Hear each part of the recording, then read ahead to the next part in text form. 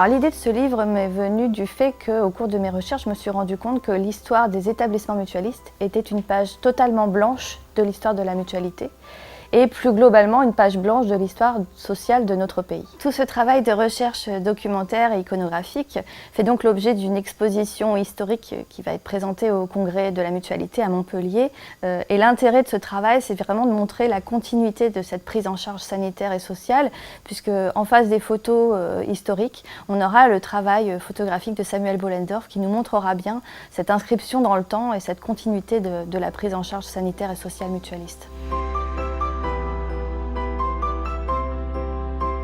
C'est une exposition qui montre la diversité des facettes du mutualisme.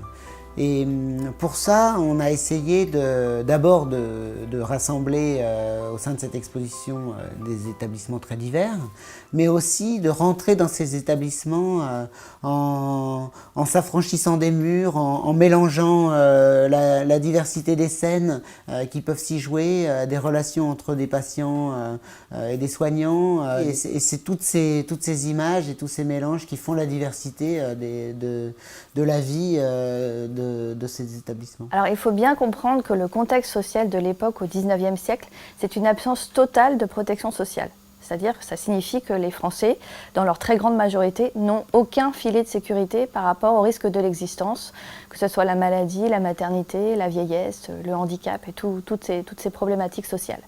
Donc créer des établissements pour la mutualité, c'est une manière de combler ces carences, ces lacunes publiques et d'offrir des soins à des coûts modestes pour le plus grand nombre. Des soins en plus de bonne qualité.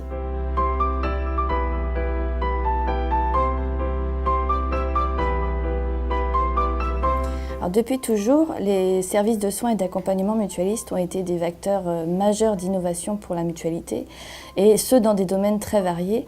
On peut citer à cet égard 3 exemples majeurs.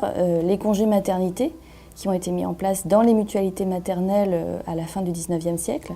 Le tiers payant pharmaceutique, qui a été inventé par les pharmacies mutualistes également au XIXe siècle.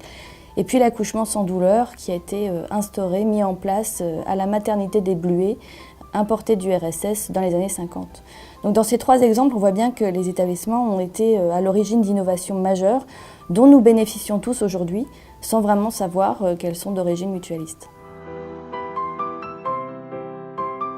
Pour cette exposition, j'ai quand même j'ai sillonné la France. Et ce qui était assez fort quand même, c'est que où que je me trouve, que ce soit dans l'accompagnement de femmes en situation de handicap dans une maternité, évidemment au travers du SAMU social, dans les EHPAD, dans les structures psychiatriques, il y a quand même quelque chose qui transpire, qui est cet engagement en fait. C'est vraiment une rencontre, c'est des rencontres entre des patients qui ont des convictions et des soignants qui ont un engagement. Et je pense que ça fait une prise en charge qui vraiment, oui, qui a une singularité qui est palpable.